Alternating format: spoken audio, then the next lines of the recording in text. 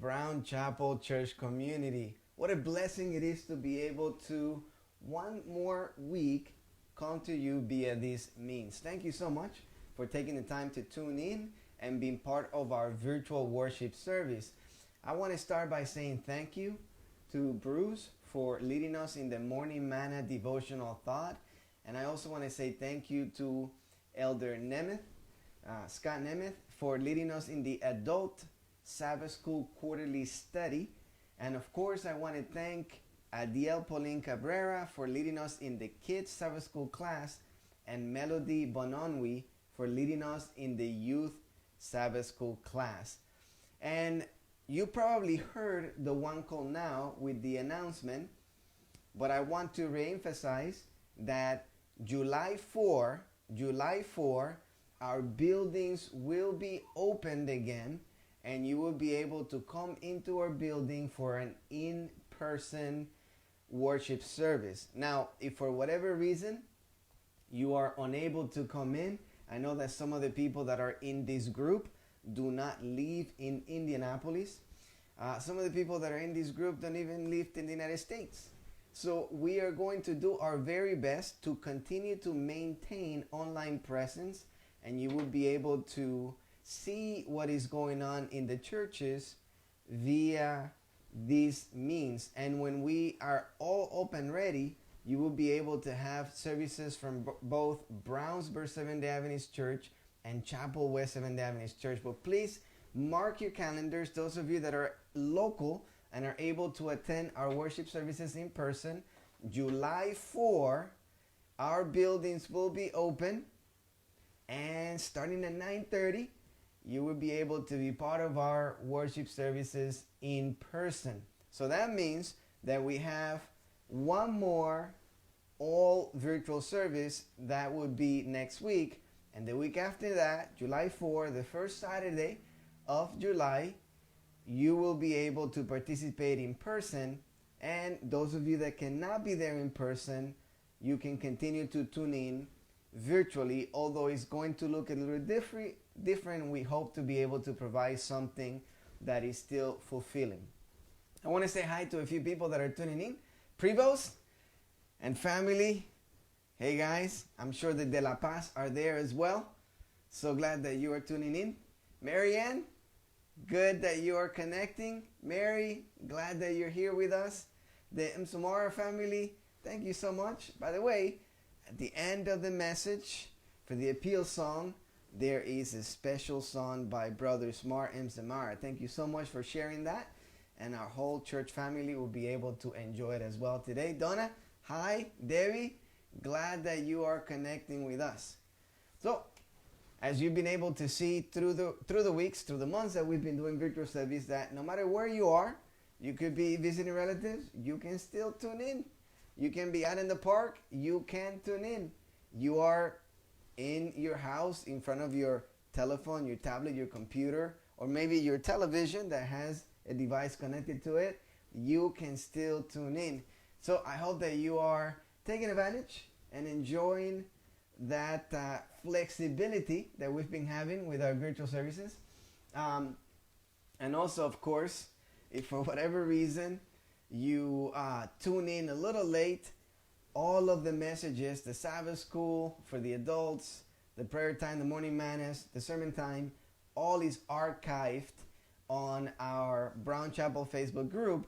All you got to do is, at the top of the group or on the side, look for topics, and then look for the Bible study, adult Sabbath School, or prayers, or sermon time, and you can get this programming. And I just want to remind you that today at 3,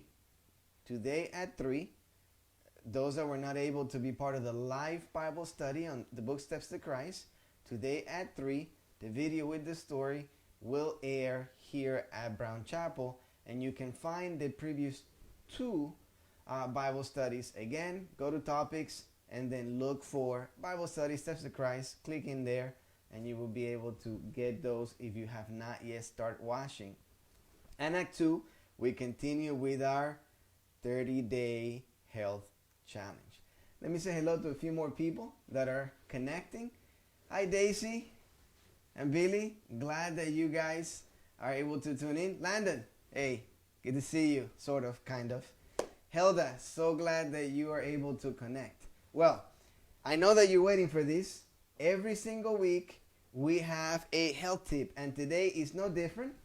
Charlene Salmon, she is going to be sharing with us a very, very interesting health tip. I hope that you're able to enjoy it.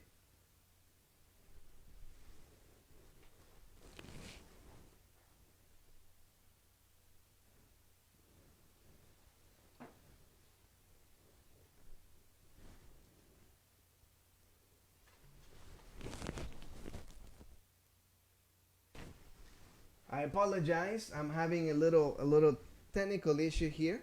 Let me fix the audio.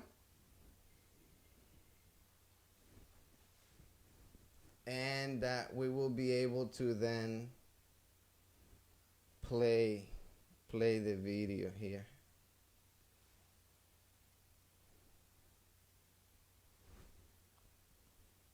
You check all the boxes and then things do not work how you expect it. Let's see if it's working now. Good morning, BrownChapel Virtual Church. Today you've caught me in my somewhat messy sewing room. I'm just here working on a new mask. Yeah, it's hard to believe we've all lived in this so-called new normal of COVID for over 3 months now. I know the uncertainty of these times has led to stress and anxiety for most people. So in today's health tip segment, I want to share what I think is some very interesting information. Some of my Chapel West friends knew my mom. She was a very fulfilled person. She was a nurse, so she used both her brain and her hands to take care of patients. At home, she was always sewing, crocheting, quilting, knitting, canning, or making breads, pies, and fortunately, she passed a lot of these skills on to me. But now, I really think she was onto something, and that something was the hand-brain connection and its role in our overall mental health. Right before the COVID shutdown, I was looking through some employee enrichment materials at work and found a very interesting video about the hand-brain connection. The researchers in this video pointed out that our brains have more neurons dedicated to controlling our hands than anything else in the body. They concluded that using our hands for work and creating things was good for our brains and mental health. And they don't mean this kind of hand-brain activity. I found this to be so fascinating, and I looked more into it. Kelly Lambert is a neuroscientist at the University of Richmond, and she's done extensive research into this hand-brain mental health connection. She has found that moving, using our hands for work, hobbies, and creativity actually changes the neurochemicals in our brain in a similar fashion as drugs we sometimes take to change neurochemicals. Many medications for anxiety and depression work by increasing dopamine or serotonin, neurotransmitters important in mental health. Kelly has coined the term of using behavioraceuticals to describe this increase in well-being brain chemicals. Perhaps behavioraceuticals can be helpful instead of or along with pharmaceuticals. To put it really simply, doing things with your hands can make your brain and you happier. Doctors actually intuitively knew this way back in the 19th century. Doctors would prescribe knitting to women with anxiety. It was relaxing. What was really going on here? The repetitive movements of knitting increased the neurochemicals in the brain, and the creative product that resulted was rewarding. There's a connection between using both hands, being creative, being physically engaged, and that is good for your brain and can lead to better mental health. Dr. Lambert put her theories to the test using rats. She had a group of rats she called trust fund rats. You know, those spoiled little rats that never had to work for anything, thought life just owed them. She gave those little rats all their little bitty treats. But she had another group of rats that had to dig for their treats, had to put a little elbow grease into it to get their rewards. Guess what? The trust fund rats showed signs of increased stress hormones, while the rats that used their little hands, got down to business and worked for their treats, had signs of better mental health. So how can you engage your hand-mind connection and maybe lower those stress hormones kick in your behaviorceuticals and lower anxiety in these hard times? Back to my mom. This is where I think she intuitively knew something. Learn a new craft like needlepoint, woodworking, art, knitting or crocheting, sewing, or metalwork. Perhaps get out in the garden, use those hands and get a little dirty. Pick up scrapbooking, origami, or journaling, or try some new recipes in the kitchen. There are plenty of books and online resources to get you started. I get really excited at the Goodwill when I find books like this. Or I like to do a new project using techniques like this. These were little squares, and it was totally different. If I get stuck, I just find a YouTube resource to guide me through.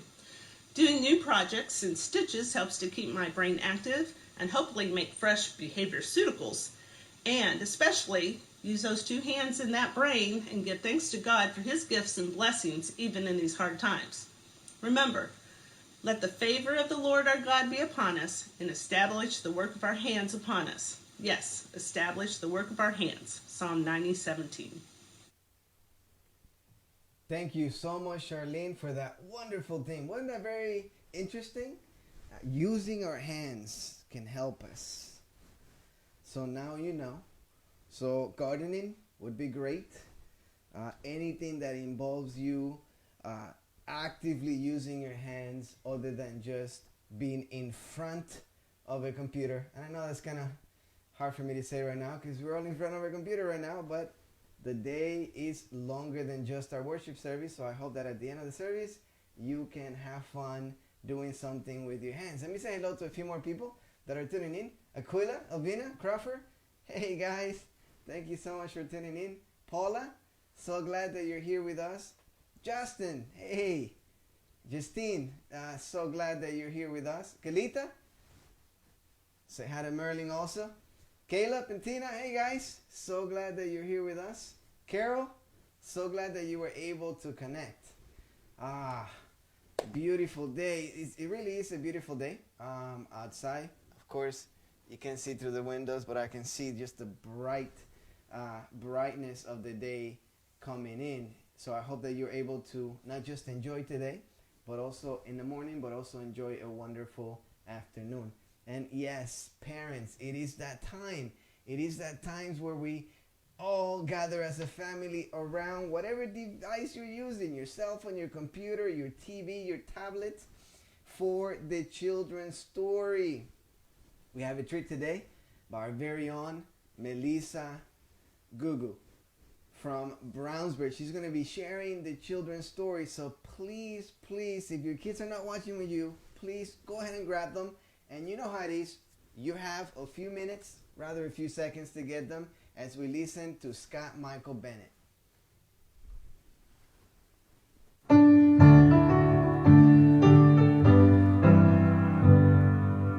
I have a song that Jesus gave me.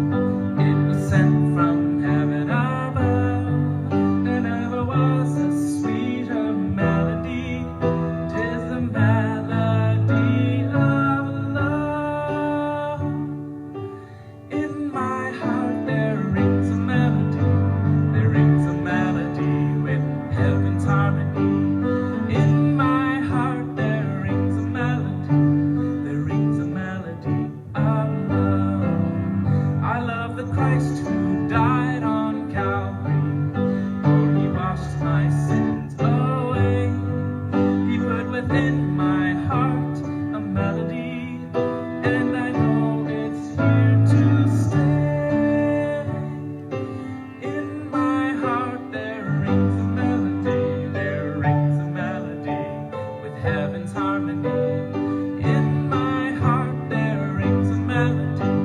There rings a melody of love.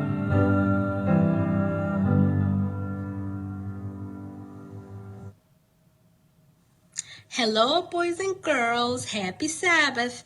I hope you're all staying safe and staying at home and listening to your parents. Yes. Today's story is going to come from Matthew chapter 19. So it says that Jesus was coming from Galilee and he was in Judea, just across the Jordan River. And he was praying for people, healing people, teaching them about the kingdom of heaven. And, people had questions. He was answering questions, casting out demons. And he was with his disciples.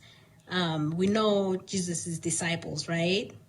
Well, I hope we do. If we don't, we need to learn about them. So he was with his disciples, and the crowd, they brought kids over to Jesus and put them on his lap.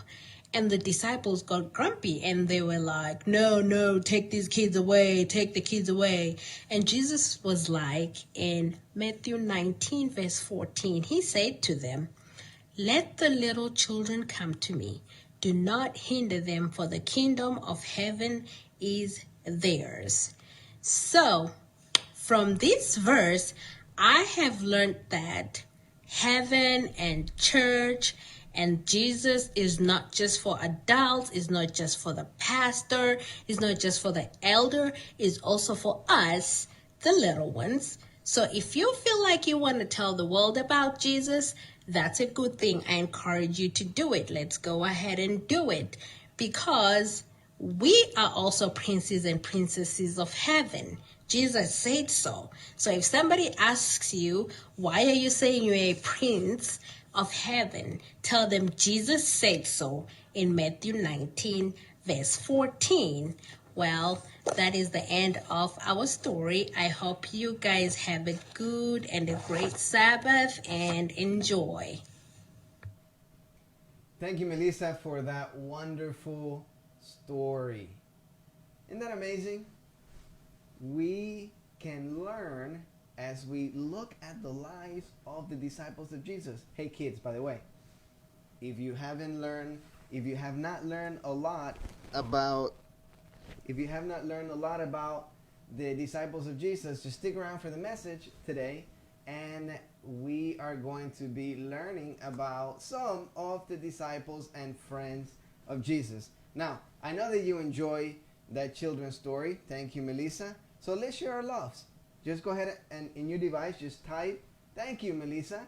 And if you've been enjoying the health tips, share the love too, and just go ahead and type, thank you, Charlene, for the health tip that you share with us today. Let me say hello to a few more people that are tuning in. Jerry, hey, so glad that you're connecting with us. Thank you for the music submission that you made. That's coming up in just a little bit. Blackson family, hey Ethan, so glad that you are able to tune in. And also we have the Wall family. Hey guys, Bob, Nicole, Joshua, thank you so much for connecting. Well, we are going to continue with our program, and now is that time when we do our music. Now, I know that last week we had a very creative duo or duet, and just when you think that our young people have,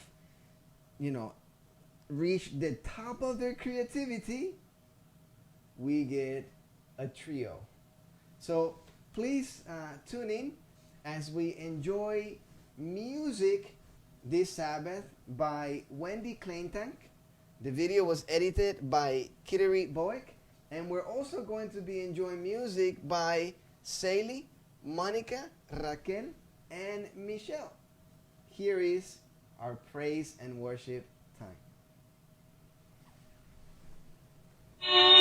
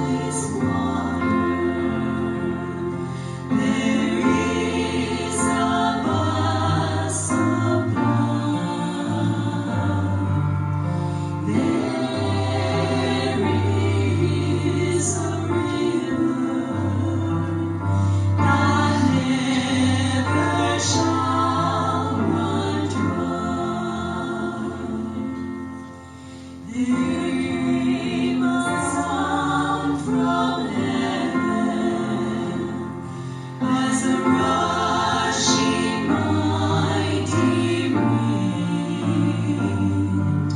It filled their hearts with singing, and it gave them peace within. The prophet gave this promise: the Spirit will descend, and from your inner being a river make no end. There was a thirsty woman who was drawing from a well. Her life was ruined and wasted, and her soul was bound for hell. But then she met the Master, who told her of her sin. He said, if you drink from this water, you'll never thirst again. There is a river that flows from God above. There is a fountain that's filled with His great love. Come to this water. There is a well supply. There is a river that never shall run dry. There is a river that never shall run dry.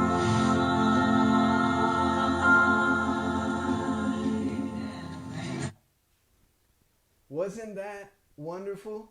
Thank you so much for Wendy and Kiri for that creativity. Not two, but three of Wendy.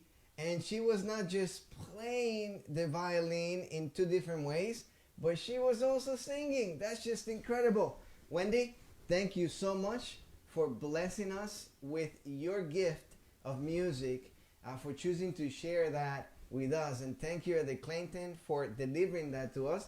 I hope that we can continue to see more of you. And if you're ever in the area visiting your grandpa, please let us know. We would love to hear you live at one of our churches. And thank you so much to Saley, Monica, Raquel, and Michelle for that wonderful rendition of There Is a River. It was just music to all of our ears. So church family, don't be shy. I saw that some of you are already sharing your love, but please continue to do that. If you were blessed with the music that you just experienced, go ahead, take to your devices and type your appreciation to each of the people that were singing. And again, that was Wendy, and her sister edited the video, Kittery, and then we had Saley, Monica, Raquel, and Michelle. Well, now it's time for us to dive into the Word. But I see that there are some people that are still tuning in, And I want to say hello to a very special member of our church family, and her name is Pat. Now, Pat, you know that you're special in many ways, but to me particularly, because you were my very first baptism inside one of our church buildings in Brownsburg Seventh-day Adventist Church since I came here to the district. So, Pat, so glad that you're able to tune in. Let me put the title slide up in the screen. The title of the message today is We Are One. Now, before we dive into the word, I would like us to bow our head wherever you are. Bow our head and let us pray together. Dear Heavenly Father, here we are, willing, thankful to be able to have the opportunity, the blessing to share your word. Just thankful because in spite of the pandemic, we can connect with our church family through these means. And the privilege that they're giving me to open your word to them week after week, it's just been amazing. And the love that I have received through the interactions that different people put in every week to make this virtual service possible, that thank you so much. But that as I open your word, I want to ask that you would be the one leading. That the message is yours, not mine. Yeah, I put some notes together and I've been feeling you moving me in one particular direction, Dad, but if you want to make any changes, just make them. Allow for me not to see that on the notes, not to remember that part, and put in me anything new that was not in the notes that you need our church family to hear. That we are your children and we want to experience your blessing. Please use me at this moment as I open your word to our BrownChapel church community. Pray these things in Jesus' name, and may your will be done. Amen. We are one. Not many, not a bunch of people. We're one. Now, what am I talking about? Okay, let's go to the Bible. Look at this verse. John 10:16. It's the Bible text for today. It says, "And other sheep I have." Jesus is the one talking. And he says, "And other sheep I have, which are not of this fold. Them also must bring, and they will hear my voice, and there will be one flock and one shepherd." Now, if you're old school, it's on the screen, but if you're old school, just go ahead and grab your paper Bibles if you're old school. If you're not old school, you're fine with technology. It's all good. But if you're old school, go ahead and grab your paper Bibles, and we're going to read it. It's always good every once in a while to make sure that, everything was typed correctly. So let's go to John. That's the fourth gospel. So the New Testament: Matthew, Mark, Luke, John. So this is John 10, verse 16. John 10, verse 16. And I'm reading from the New King James version of the Bible. And this particular Bible happens to be the Andrew Study Bible, which is the New King James version of the Bible, and it's got some notes in the bottom by Bible scholars. So John 10, 16 says this. And again, Jesus is the one talking. He says, "And other sheep I have which are not of this fold. Them also I must bring. And they will hear my voice, and there will be one flock and one shepherd." So, did you catch that, church family? We are one. We're not a bunch of people. We're not just a random group of people coming together. We are one. One flock. Jesus' flock. He's the shepherd. Through the message today, we're going to talk about Jesus' disciples and closest friends.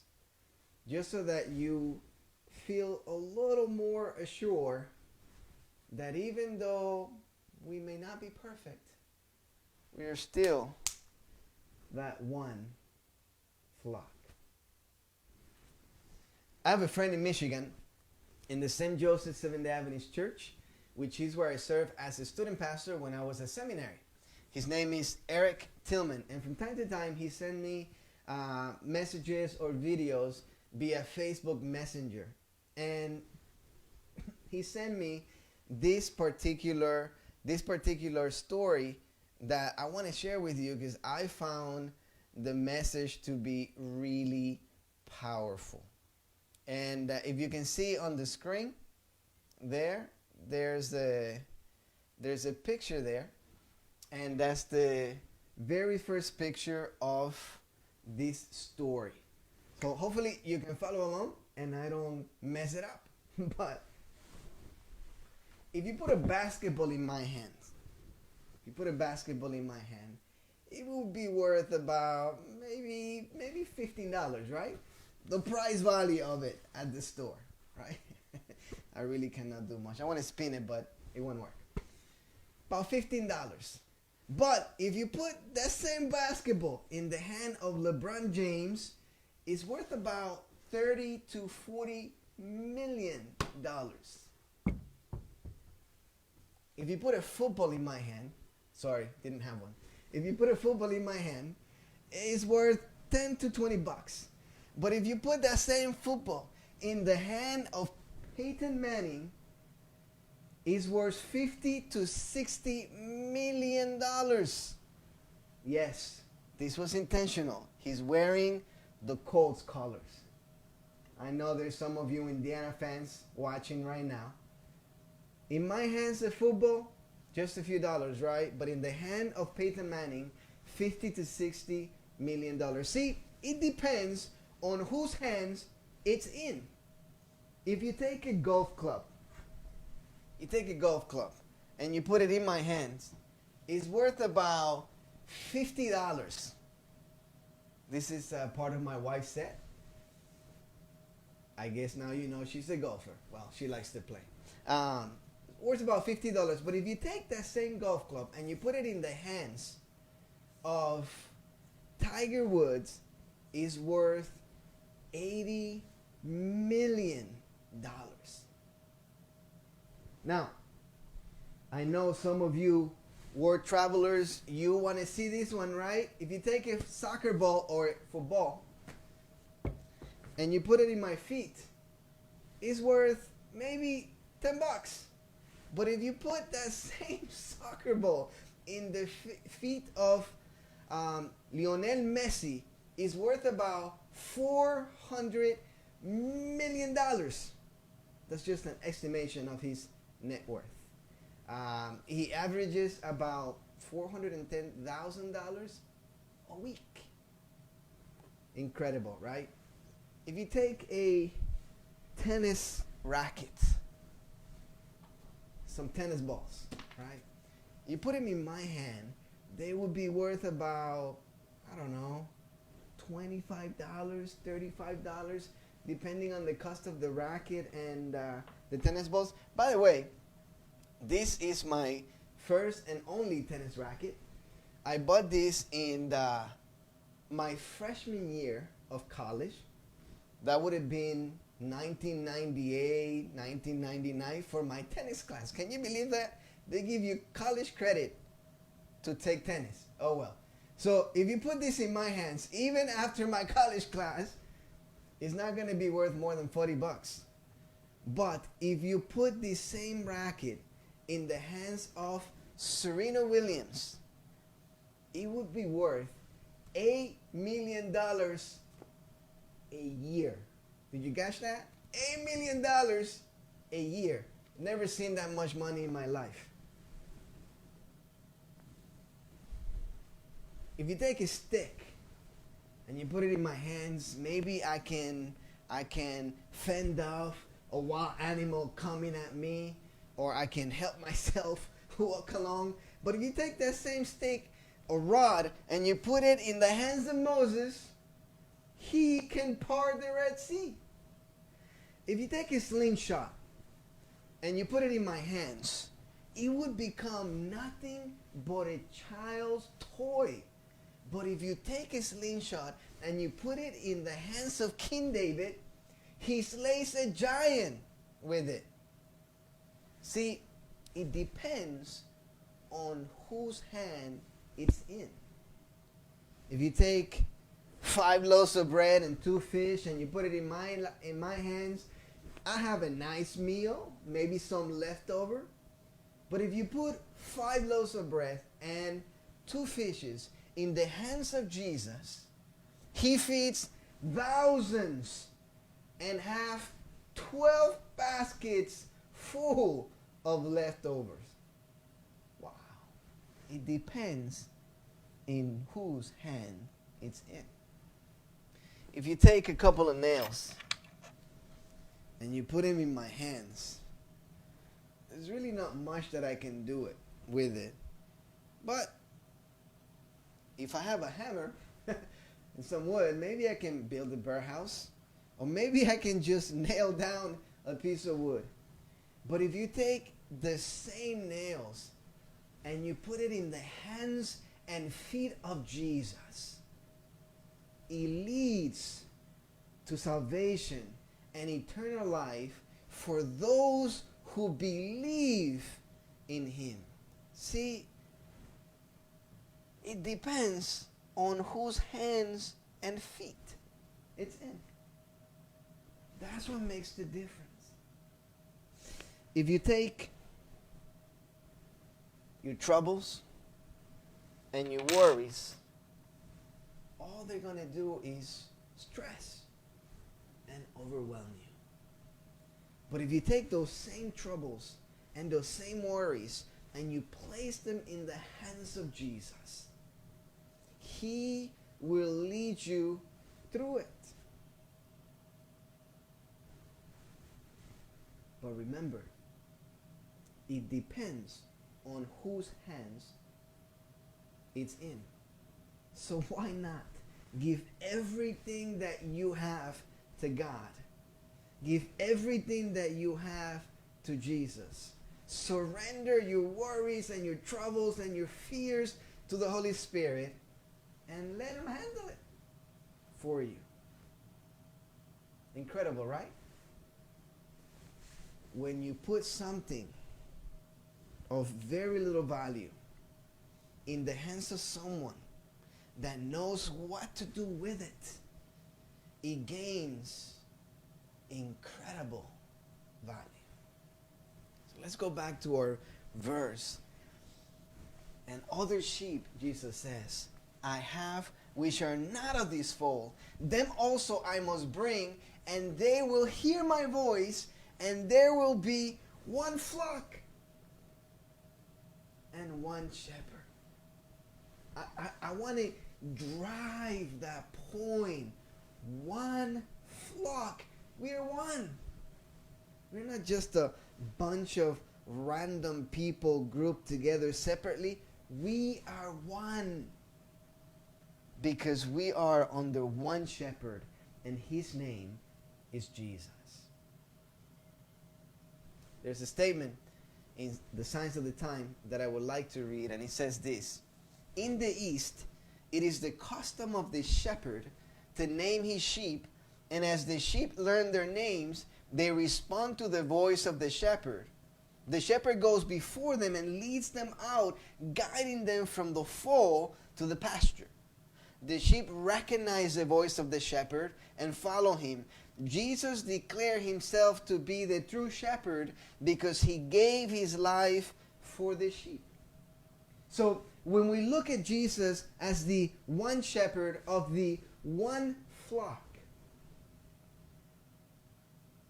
this isn't something that randomly Jesus ascribed to himself.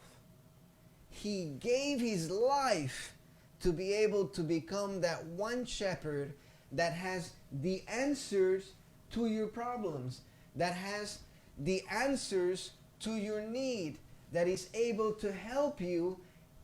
Does not matter what you're going through. He died for you. He died for me. And that is evidence that he can help, because he did not remain in the grave, but he resurrected. The statement continues to say, he says, therefore doth my Father love me, because I lay down my life that I might take it again. No man taketh it from me, but I lay it down of myself. So the sacrifice that Jesus made on your behalf was a willing sacrifice. He was not forced to do it. I have power to lay it down, and I have power to take it again. This commandment have I received from my Father. We're one. One shepherd. One flock. One people. But I know that perhaps you're thinking, like sometimes I'm thinking, but man, whew, some of the people in that flock, I don't know. I mean, their behavior is at best questionable and at worst undesirable. Maybe not all the time, but sometimes. Are they also part of the flock? Maybe you've been there. Maybe you did something and the rest of the people around you were not very pleased with you. And maybe you wonder yourself, am I really part of the flock? That one flock that Jesus described? Or am I from those that are not yet in and he's going to call in? Well, when Jesus uttered the words that we were able to read in John 10, verse 16, he had a close group of friends. They're identified or referred to in Scripture as his disciples. And I would like us to just go through Scripture and take small glimpse at some of these disciples and his close friends aside from the disciples, just to see what they were like. Now, mind you, this is not who they were their whole life. This is not who they were all the time. But these are aspects of their character. These are behaviors that they exercise during their interactions with Jesus. And the reason why I want us to look at them is because when we look at these characteristics, we're going to realize that, we're all in this together. But we need to remember that we're one. Okay, so let's start with Peter. So Peter was actually temperamental. He was temperamental. Look at this. Then he began to curse and swear, saying, I do not know the man. Immediately a rooster crowed. Maybe you remember the story, maybe you haven't read it. But this particular verse is what happens after Jesus told Peter that he was going to deny him 3 times. And he's there because he was kind of following at a distance when they took Jesus' capture. And some people began to say that he was one of the followers of Jesus. And this is how he tries to fool them into them thinking that he's not. He began to swear, curse. Have you ever been next to a Christian and you hear this foul, disgusting language coming out of them, and you wonder, are they Christian? Are they part of that one fold? Well, Peter did it. And not only that, he got kind of violent. In fact, there's a story when they're coming to take Jesus' capture where Peter just sliced off the right ear of Malchus. But don't take my word for it. Here's the verse. Then Simon Peter, having a sword, drew it and struck the high priest's servant and cut off his right ear. The servant's name was Malchus. Wow. So Peter was temperamental, foul language, even violence. There's another disciple. His name was Thomas.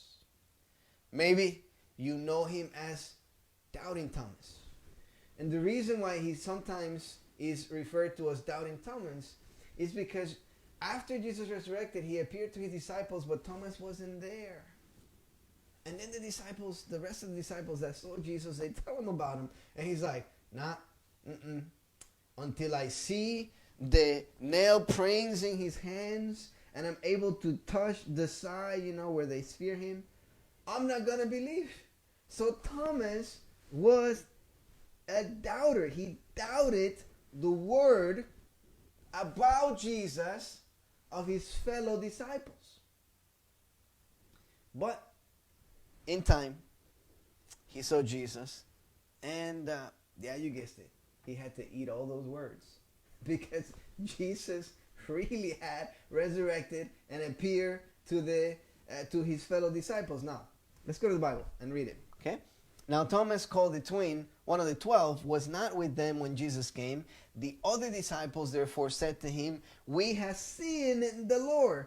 So he said to them, "Unless I see in his hands the print of the nails, and put my finger into the print of the nails, and put my hand into his side, I will not believe." Now, if you keep reading the story, he felt really bad. He didn't want to touch the holes of where Jesus was pierced. He was just saying that because he just didn't believe. Have you ever met somebody like that? It's like you feel that God is talking to you. He's revealing something incredible to you. And you want to share it with your fellow believer, your brother or your sister. And when you share the words that you know that came from Jesus, they're like, nah, I don't buy it. I don't believe that. And maybe when you have those interactions, you wonder, are these people even Christians? Well, Thomas was a doubter. Now, this one you're going to like. This is a couple of brothers, James and John. Now, interestingly enough, these two brothers received a nickname. Now, when you read the story, and we're going to read the passage, you're going to see that Jesus is the one that gave him the nickname. This is in the passage where Jesus is naming his 12 disciples. And he says, James, the son of Zebedee, and John, the brother of James, to whom he gave, that he is Jesus, to whom he gave the name Boanerges, that is, sons of thunder. By the way, that word Boanerges, I was reading the Essay Bible commentary, and likely this is a transliteration from the Aramaic. And that's why in the text you also have the definition of the word, which is sons of thunder. Now, maybe you read that, sons of thunder, you're like, well, that's not that bad. I mean, they're loud. And they only happen when there's a storm. But maybe that's not that bad. Well, let's keep reading so that we can see why is that they had this interesting nickname. Luke 9, 49 and 54. Now John answered and said, this is John, remember? James, John, two brothers, sons of Zebedee. Now John answered and said, Master, we saw someone casting out demons in your name, and we forbade him because he does not follow with us. Whoo! Now he's getting personal, right? Because you've been there, right? You've been there. You looked at people in other faith traditions. Or you look at people in your same faith tradition, but in another group. A church that has a different name because maybe they're in a different community. Maybe they look different, right? And you see them doing things, and you're like, they're not going to be doing that thing in the name of Jesus. It's like, who do these people think they are? They don't follow the one through God. Well, if you ever wonder, are those people really believers? Well, look at what John did. That's why they were called the sons of thunder. But yes, it gets worse. Verse 54. You can, in your leisure time, just read the whole passage. But verse 54. And when his disciples, James and John, saw this, they said, Lord, and by the way, the setting here, just so you know, Jesus is going to a particular town, and he wanted to be received, and he sent messengers ahead, and they did not want to receive him, right? So it's like they refused to do this favor. And when his disciples, James and John, saw this, they said, Lord, do you want us to command fire to come down from heaven and consume them just as Elijah did? Oh, did you catch this? James and John are asking Jesus if he wants them to kill the people with fire that refuse to do a favor for Jesus and his disciples, which includes them. Have you ever been around those people? I mean, come on. They truly are the sons of thunder. They're not just like passively showing displeasure. I mean, they want to put the fear of God in the people that don't do things their way. They want to put some good hurting on them because, you know, they had it coming. Because if they were really Christians, they would not be behaving in that way. You ever wonder if those people, you know, if they're Christians? Not the ones we are accusing of misbehaving, but the one doing the accusing? Well, James and John. By the way, James and John are one of the three closest disciples of Jesus. Peter, James, John. A small group within the small group of the 12. And this is what they were like. Now, it wasn't all bad. You're probably thinking it's all bad. No. We have Andrew. That's Peter's brother. We have Philip. These guys were soul winners. Look, John 1:40-42. One of the two who heard John speak followed him. And follow him was Andrew, Simon Peter's brother. They heard John speaking about Jesus, and then they followed Jesus. He first found his own brother Simon and said to him, we have found the Messiah, which is translated the Christ, which means the anointed one. So, probably the very first follower of Jesus would have been Andrew. And what did he do? He went ahead and recruited someone else to become a follower of Jesus. In other words, he made a disciple of Jesus. This is soul winning. This is what we are all about as a church, right? So Andrew, although he's not talked about much in Scripture, you have this really incredible description of him. He was a soul winner. And he brought him to Jesus. Now when Jesus looked at him, he said, you're Simon, the son of Jonah. You shall be called Cephas, which is translated a stone. So Andrew was a soul winner. Now let's see about Philip. John 1:45. Philip found Nathanael. So Philip found Jesus, and then he goes and finds Nathanael and said to him, we have found him who Moses in the law and also the prophets wrote, Jesus of Nazareth, the son of Joseph. So Andrew and Phillips, they were soul winnings. You ever meet people like that? In church? In your sphere of friends? And aren't they like pleasant to be around? So you have this mix with the disciples of Jesus. Sons of thunder, temperamental, doubters. But then you also have soul winners. Now, before you get too excited, the soul winners are also the ones that they can not share what they have encountered. So if they had an amazing time in their devotional time that morning with Jesus, you're going to hear about it. So yes, sometimes you might even find the soul winners overwhelming because they're always talking about Jesus. But please, don't get me wrong, that's an amazing quality to have.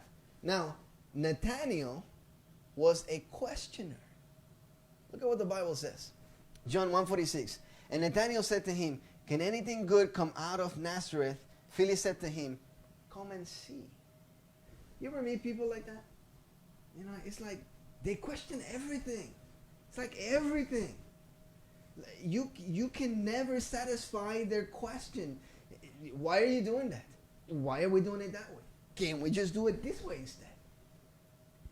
And you wonder, oh man, if you are in administrative committees and you have questioners, trust me when I tell you, those are interesting meetings.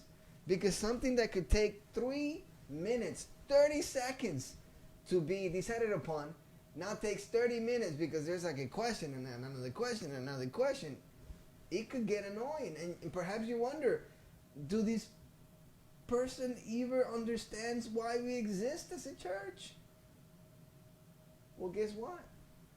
Nathaniel, one of Jesus' closest people, one of the 12 disciples, he was a questioner. Huh. And Matthew Levi, he was a tax collector. What the Bible says.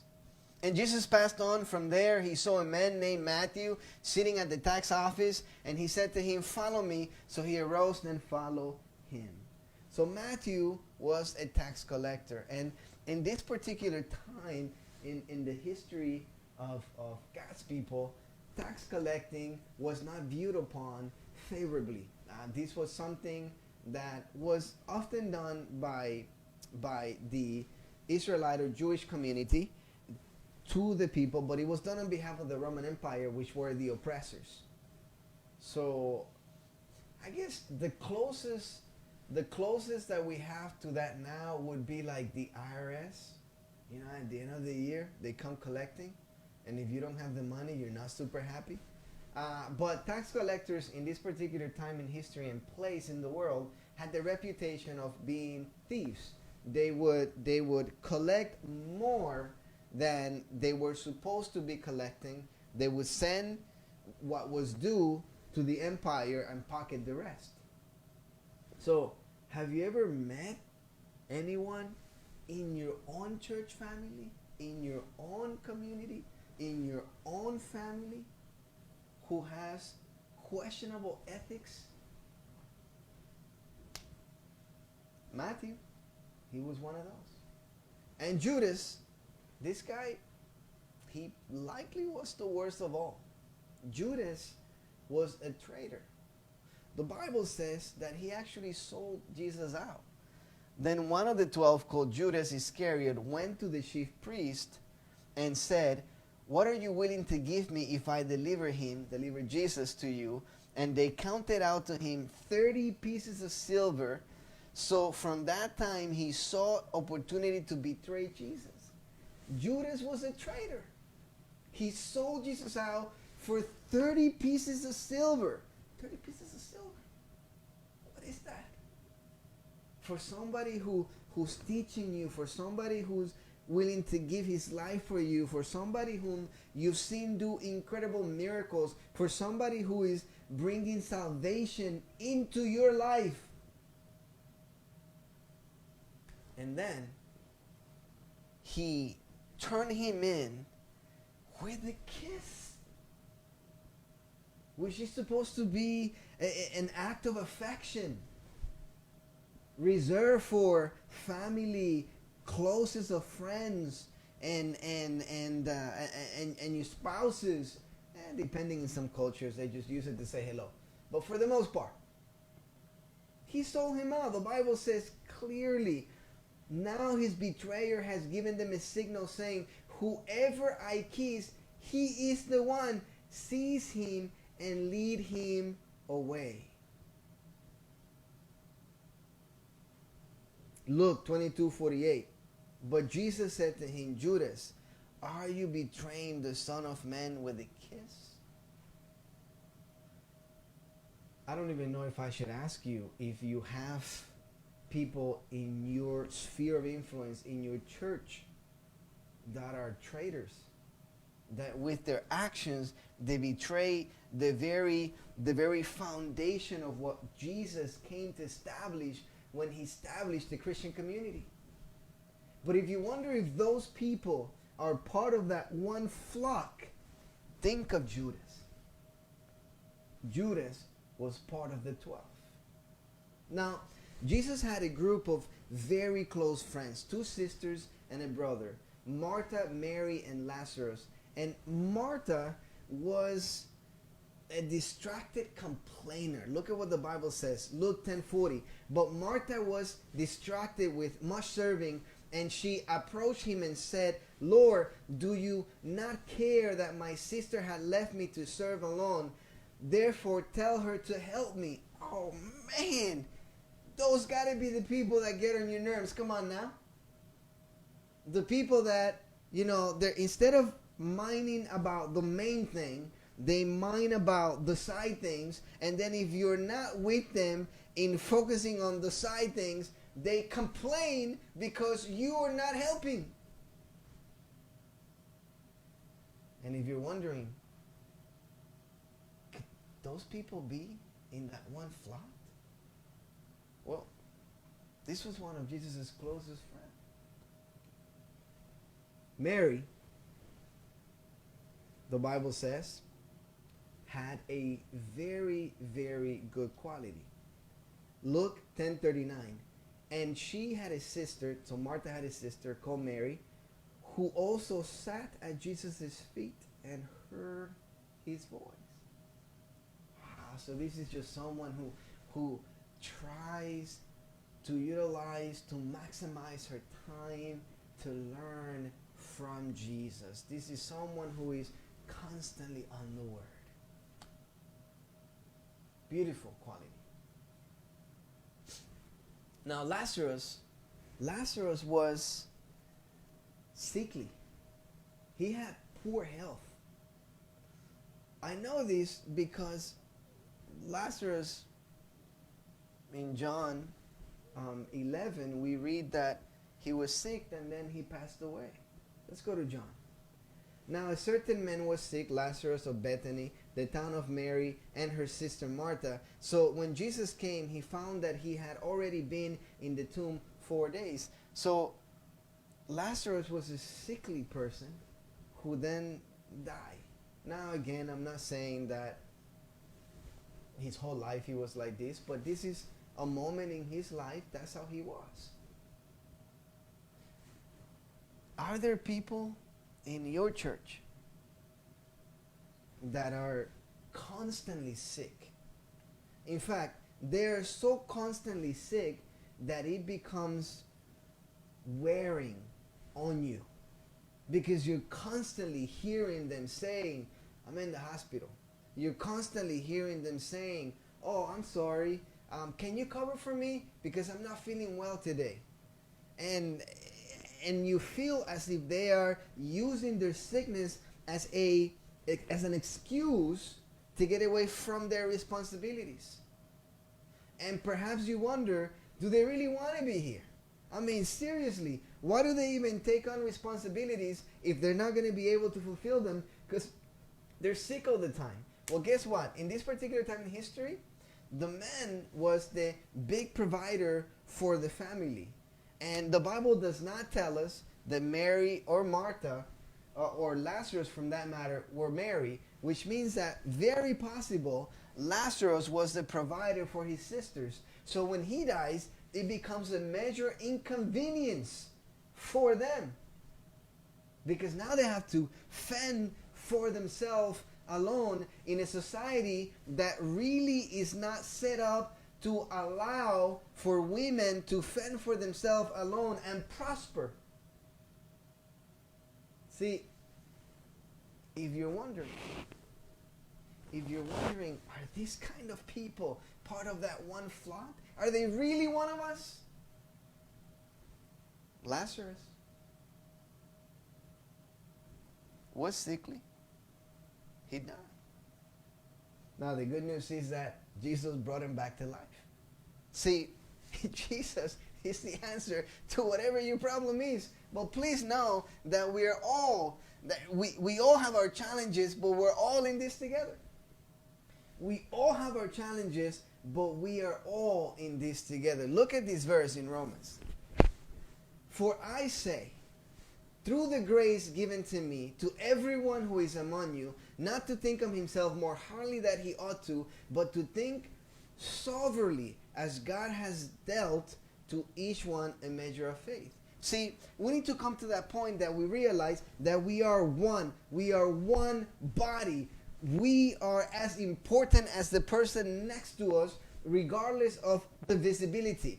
By that I mean some people may be engaged in a ministry where they are in front all the time. Well, that does not make them more important than me. Some people may live a particular life that is a little easier than other people. Well, that does not make them more important than me. We are all one flock, one family, one group of people, Jesus' children.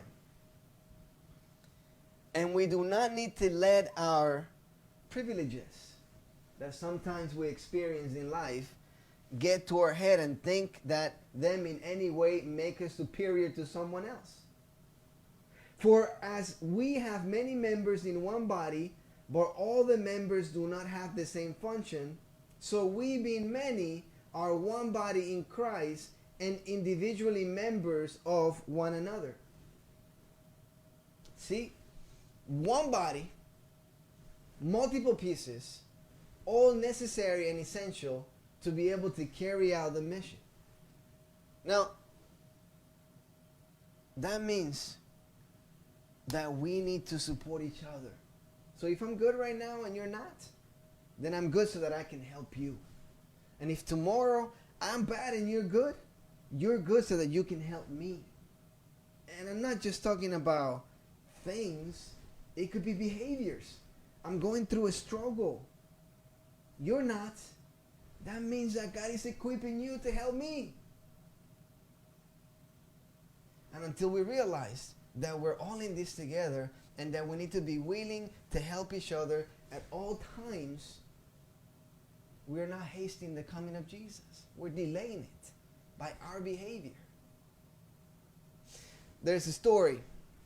It took place in 1968, the Olympics in New Mexico. The Olympics in New Mexico. And these were like runners, and they decided to take a stand. Carlos and Tommy, they decided to take a stand. And they decided to take a stand for social equality. And when they won their medals, gold and bronze, they stood when they're being recognized. They had a black glove in their hands, and they raised their fist as one for social equality. Now, what is interesting is the person that was in number 2, the silver man. His name is Peter Norman, and he was Australian. In fact, to this day, he still has a record in track as the fastest Australian man. It's like 20 seconds and something. It was like a sprint. And he actually, even though he didn't have to, even though he couldn't just simply said, that's your struggle, not mine, that's your fight, not mine, he decided to stand with his fellow runners. And he wanted to do exactly what they were doing, they Carlos and Tommy, they realized that they only had 2 gloves, not 2 pairs, just 2 gloves. So each of them just put one on each hand, and that's why you saw them right on the statue. You saw them with the black glove like that. They only had 2 gloves, but they also had a little pin that talked about their struggle, talked about their desire for racial equality. And Peter actually got to wear one of those in his chest. And perhaps you're thinking, oh, no big deal. Well, that's nice. Good for him. Well, that act of brotherhood cost him his Olympic career. When he returned back to Australia, his government was so upset at what he has done that they, for decades, wiped him out from the annals of history. They wiped him out. The next year, the next Olympic, even though he qualified for the pre-qualifiers, and even though he held the record for the fastest runner in Australia, he was not invited. He was not invited to participate in his national team. All because he stood for what was right. It wasn't until decades later that they finally wrote him back into history. See, it cost to stand for what is right. It cost Peter a career as a runner.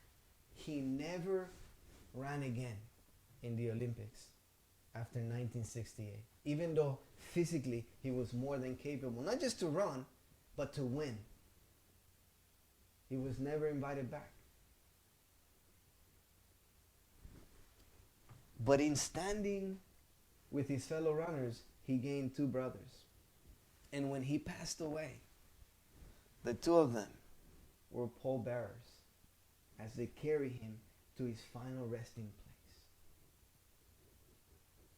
It costs to stand for what is right. But just because it costs doesn't mean we don't do it. It cost Jesus his life to save yours. Listen to this statement. I know I'm going over time here, so I'm going to read as fast as I can. But you can see it also on the screen. It says, as trials thicken around us, both separation and unity will be seen in our ranks. Some who are now ready to take up weapons of warfare will in time of real peril make it manifest that they have not built upon the solid rock. They will yield to temptation. Those who have had great light and precious privileges but have not improved them will under one pretext or another go out from us. Not having received the love of the truth, they will be taken in the delusions of the enemy. They will give heed to seducing spirits and doctrines of devils and will depart from the faith. But on the other hand, when the storm of persecution really breaks upon us, the true sheep will hear the true shepherd's voice. Self-denying efforts will be put forth to save the lost, and many who have strayed from the fold will come back to follow the great shepherd. The people of God will draw closer and present to the enemy a united front in view of the common peril. Strife for supremacy will cease. There will be no disputing as to who shall be accounted greatest. No one of the true believers will say, I am of Paul, I am of Apollos, I am of Cephas. The testimony of one and all will be, I cleave unto Christ, I rejoice in him as my personal Savior. The love of Christ, the love of our brethren will testify to the world that we have been with Jesus and learned of him. Then will the message of the third angel swell to a loud cry, and the whole earth will be lighted with the glory of the Lord. Did you catch this? What identifies us to the world is having the love of Christ in us. And what is the love of Christ? It's a love that is so deep that he was willing to die for you. He was willing to die so that you can live. So please keep this verse in your mind. Make every effort to live in peace with everyone and to be holy. Without holiness, no one will see the Lord. So now we come to that point in the message when I ask you a question. And it's a very simple question. Are you willing to be part of Jesus' flock? You saw through the many scriptures in glimpses of the closest friends and followers of Jesus that that one flock is not perfect, but even in their imperfections, they have one common thread. They have one shepherd, and they know his voice, and they heed his call.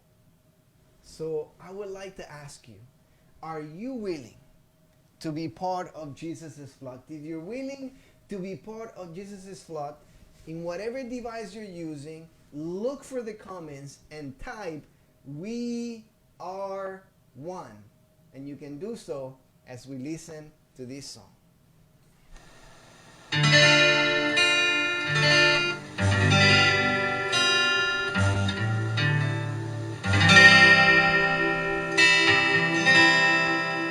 The theme of the Bible is Jesus and how he died to save me. The plan of salvation assures us he's coming back again. Are you ready for Jesus to come? Are you faithful in all that you do? Have you fought a good fight? Have you stood for the right? Have others seen Jesus in you? Are you ready to stand in your place? Are you ready to look in his face? Can you look up and say, "This is my Lord"? Are you ready for Jesus to come? Don't cling to the world and its treasures. This earth will soon pass away. Oh, give him your love without measures. He's calling you today. Are you ready for Jesus to come? Are you faithful in all that you do? Do you fight a good fight? Do you stand for the right? Do others see Jesus in you? Are you ready to stand in your place?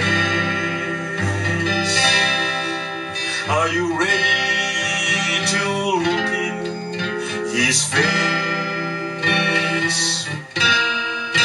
Can you look up and say, "This is my Lord"? Are you ready for Jesus to come?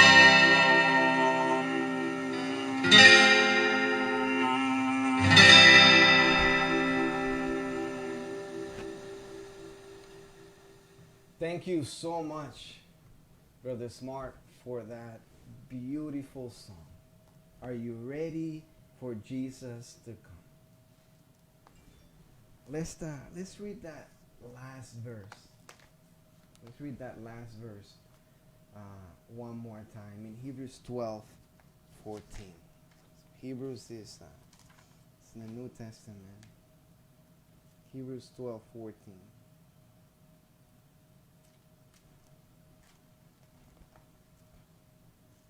If you have your paper Bibles, just go there with me, or in whatever Bible that you, whatever type of Bible that you have, paper or digital. Hebrews 12:14. It says this: pursue peace with all people and holiness, without which no one will see the Lord. Pursue peace with all people. God wants us to be one family. And it's very simple to be part of Jesus' flock. All that you have to do is choose to follow Him.